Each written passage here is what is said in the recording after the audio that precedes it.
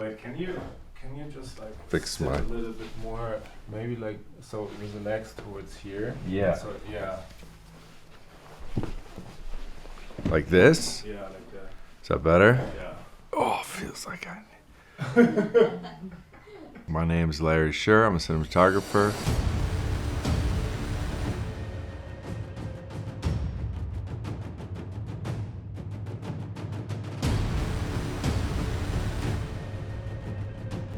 You guys came in $53 million lower than the nearest competition. Oh, okay.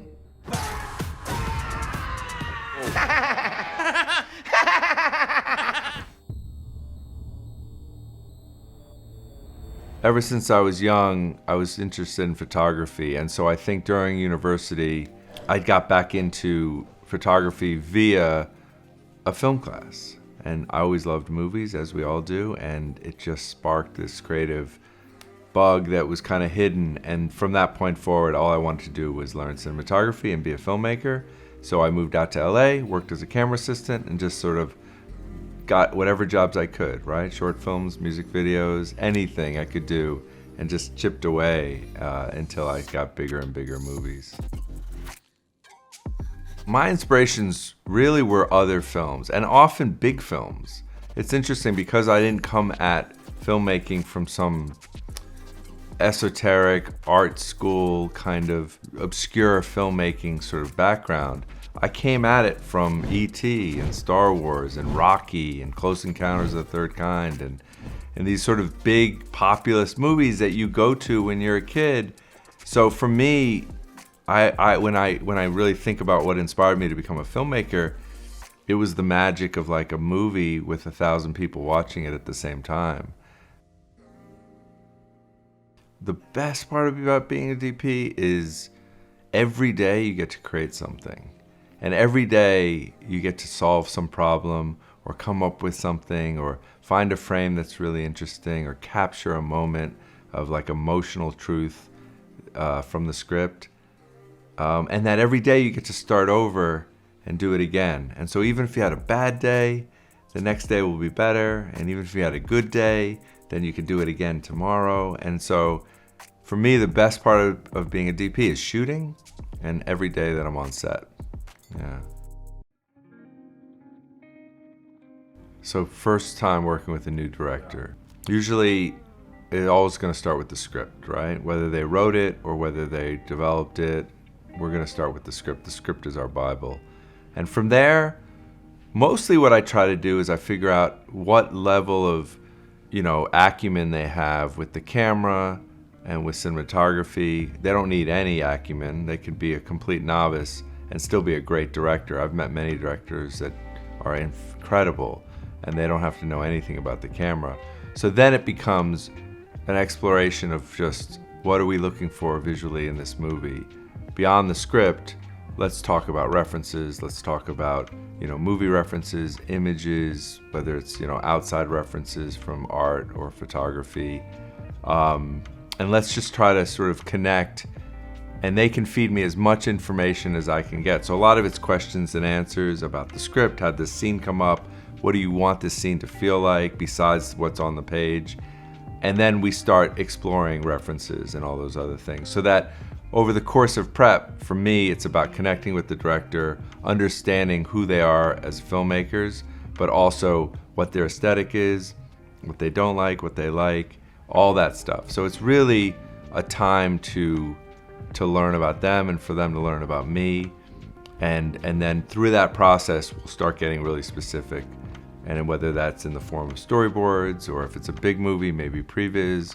But yeah, it's usually flipping through the script, talking about each scene, and then generally, looking for references that help us get on the same page and talk about what we like and don't like. Every movie I've ever done, the relationship with the director it's like a new relationship with anybody. It's like a new relationship with your partner or a friend. Sometimes the crazy thing about making movies is you're meeting somebody who you then have to become really, really close to. It's a really interesting relationship between a DP and a director, yeah. In terms of translating the script to screen, in terms of from a visual perspective, it usually starts and ends with emotion and intent. All right, so what is the intent of this scene? Why does this scene even exist? You know, besides maybe a plot to get you from A to B, but inside of that plot and what's its reason for being? And so everything and every visual decision around that usually starts from dissecting what's the intent of the scene. And from there, then it's about interpreting intent into a visual language. But that's also part of, you know, the conversations with the director. But from there, whatever that intent might be, and that could involve color, it could involve lighting, composition, camera movement, all those things. How will, like, the emotional intent of the scene, how can we translate that into visual language? And then it comes in the form of how much coverage, how many different shots, you know, what types of, you know, it's a checkbox of a bunch of different things to determine, you know, each scene and then how those scenes fit into the greater narrative of the whole scene. Every movie has a challenging scene. I mean, I think about all kinds of scenes. There's a scene in a movie called Paul that I did with Simon Pegg and Nick Frost for Greg Mottola, director. And yeah, it was like a night car crash chase scene in the desert. So no street lights, too long of a stretch to like light it from moonlight. Because it involved headlights on the road, it didn't feel like day for night. So it was like, I remember that was a scene in that movie that was written, I think, to be true night, and I just could not figure out. I mean, I just remember for most of prep trying to figure out how to shoot that scene, you know, in terms of how I would want it to look like in my mind's eye, and how could we execute this, and it's still even a challenge when I think about it now, 10 years later. And we solved it with just me saying, well, let's shoot it at 2 dusks. We were supposed to shoot it, this big flip of a car, big action thing. And so we set up 13 cameras to capture it because it also was like a chase. And so I needed to spread over like, you know, a quarter mile of road.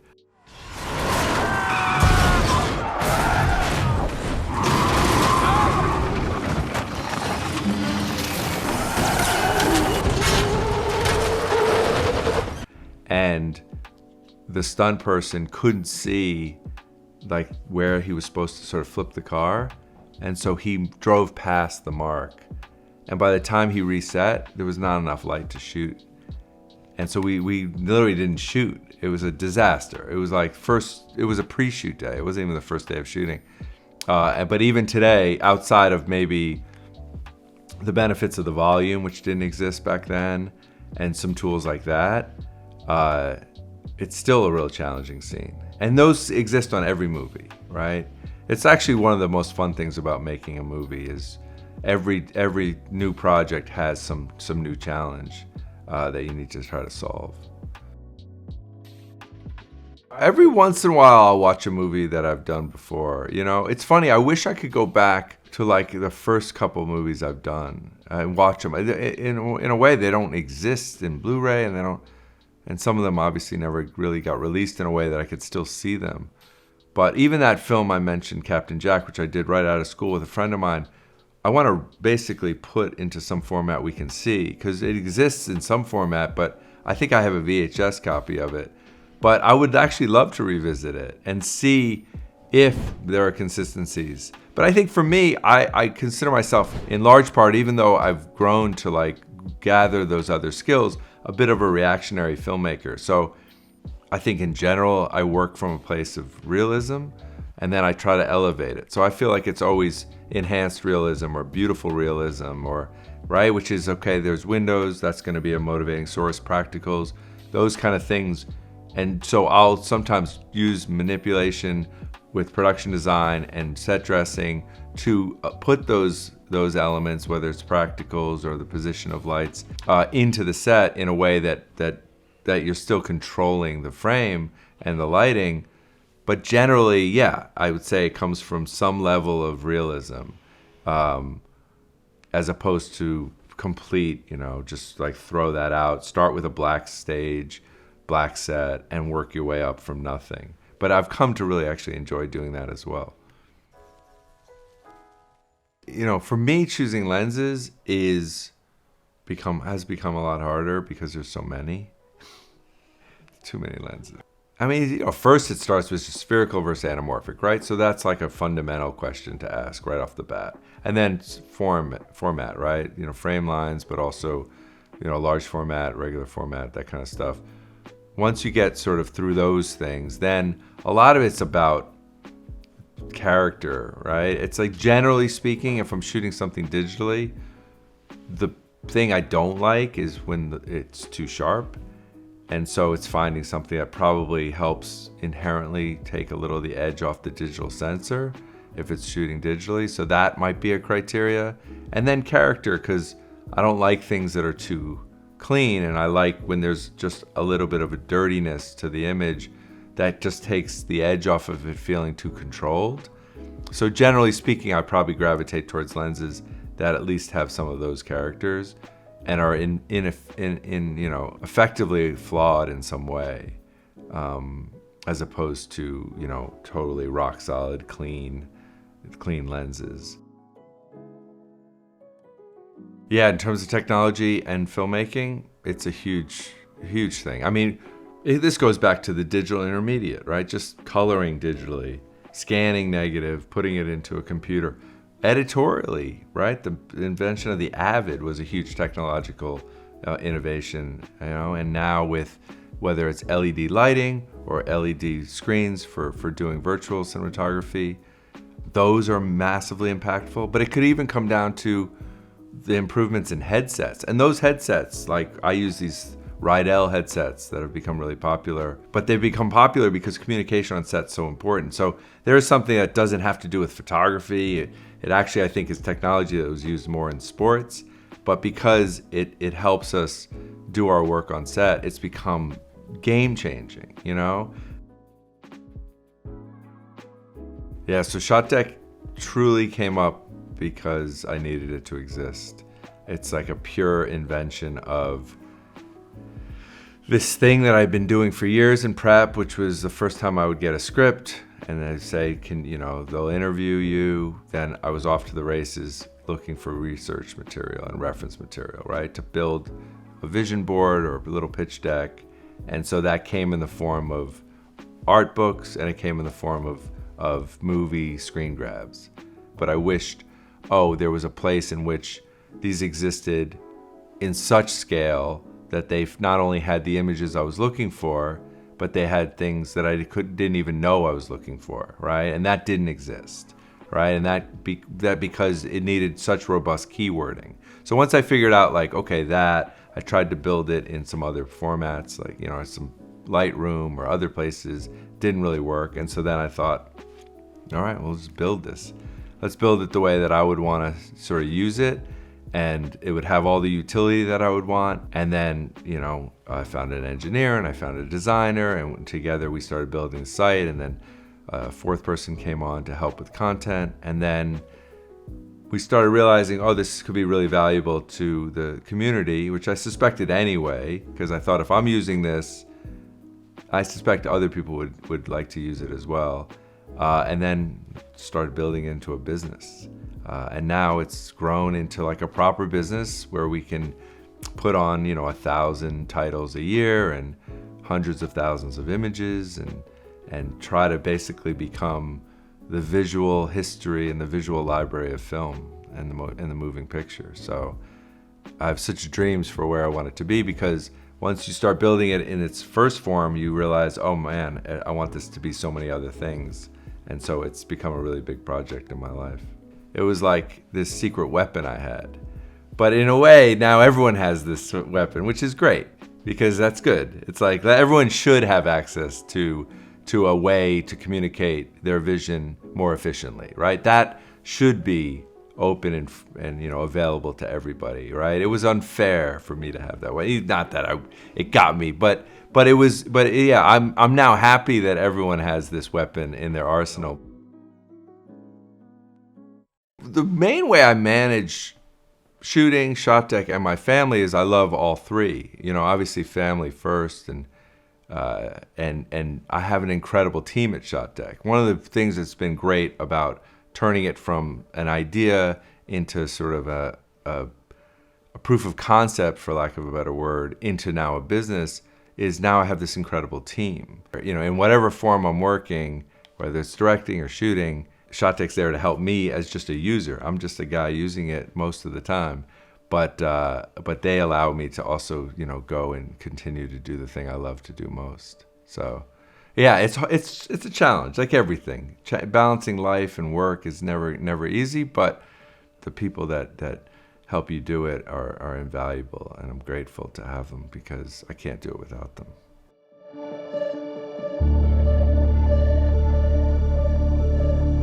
So besides ShotDeck and tools like ShotDeck that can help me find reference images, which is like a big part of this sort of visual side of my prep process, the other component of my prep process is basically what I would always say is like my Bible. Right? So it was two ways in which I would sort of break down a script as like the first step. And I would do this often even before I interviewed for the job, right?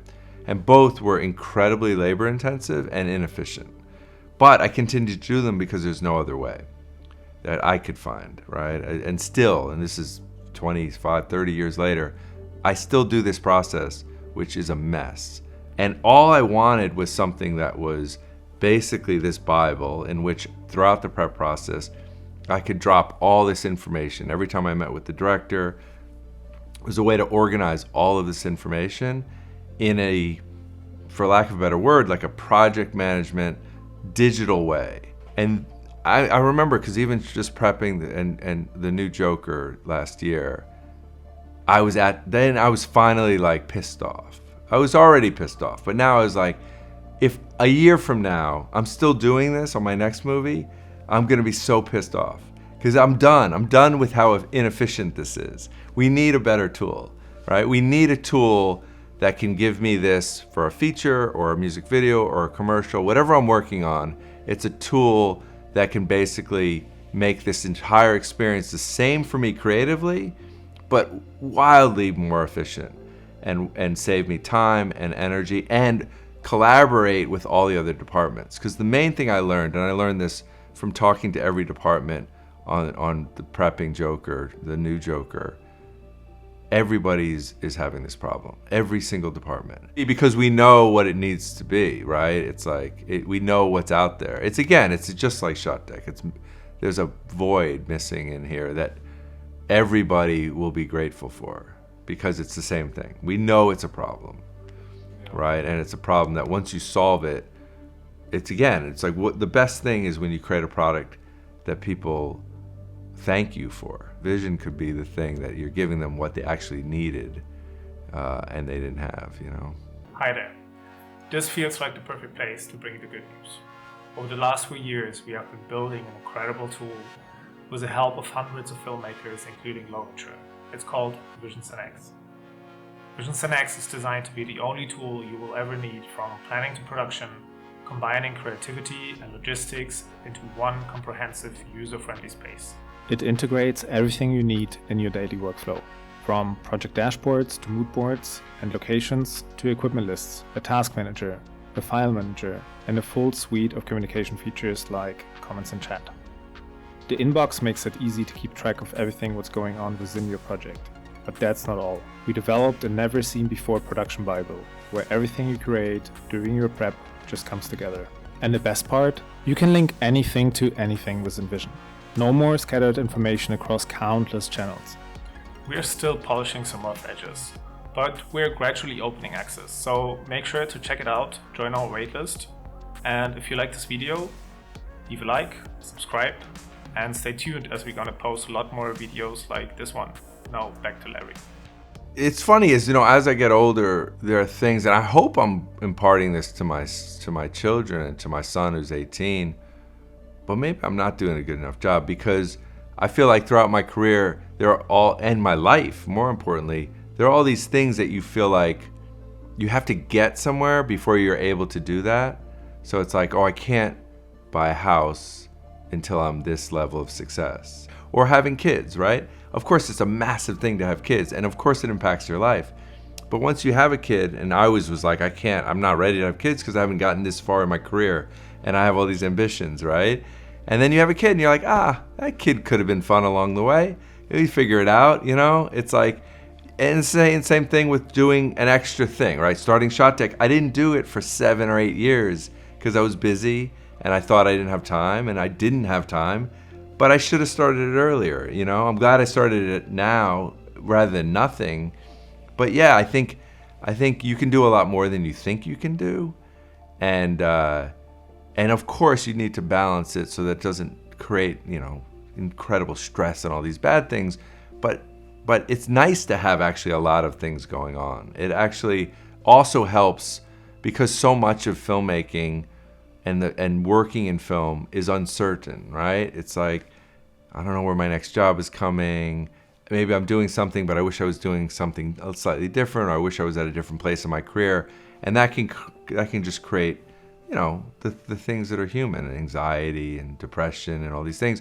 And having something else, whether it's creative or a hobby or another business to throw yourself into, is actually really great. Because it means when you actually are struggling in your career as a DP and maybe you didn't get that job, you can throw yourself into something different. Yeah, I was for sure like that person that always thought I had to get somewhere before I was able to do this thing that was part of being an adult, right?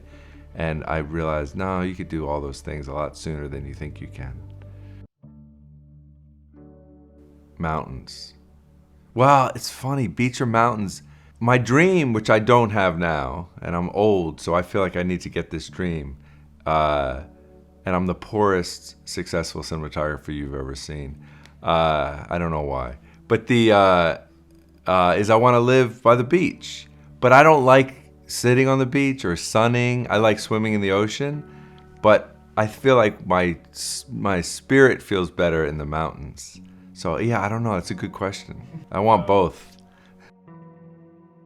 Evenings. Features. Digital, probably. Yeah, I say that reluctantly. I know, even my spirit of analog versus digital was like, it feels almost like I'm upset with myself for saying digital. But the truth is, yeah, over the last 8 years, I feel like I struggle with that question. Yeah, I'm still at odds with it. But digital. An advice to myself, if I could go back in time, I think it would just be to know that it's going to be a long journey, but it's still one of the hardest things, is that nothing happens as fast as you hope it happens. And I've learned this even now as like running ShotDeck. It's like, it's never as fast as you want it to be. And so when you're young and you want to be somewhere else, you want that movie, and oh, I didn't get that movie, and oh my God, my friend who's the same age as me is already here in their career. All the things that are just natural is to just be kind and patient with yourself, because it's gonna take time and your journey is never gonna be the same as somebody else's. And so just keep a reminder on that. And then throughout that, every day you can be creative, and to know that like that is not somebody else who's giving you permission to be creative. You can be creative yourself. And so to just take chances and to continue to push yourself, and just every day on set is an opportunity to be creative and make some art and to have a good time. And so whether you're not even shooting it, whether you're just working on it as a camera assistant or a PA or a craft service, it's still a great place to learn and be part of the process, and you get to make movies or whatever you're doing, or music videos or commercials, and what a fun thing to be able to do for your life. It's the best job in the world, and I wouldn't trade it for the world.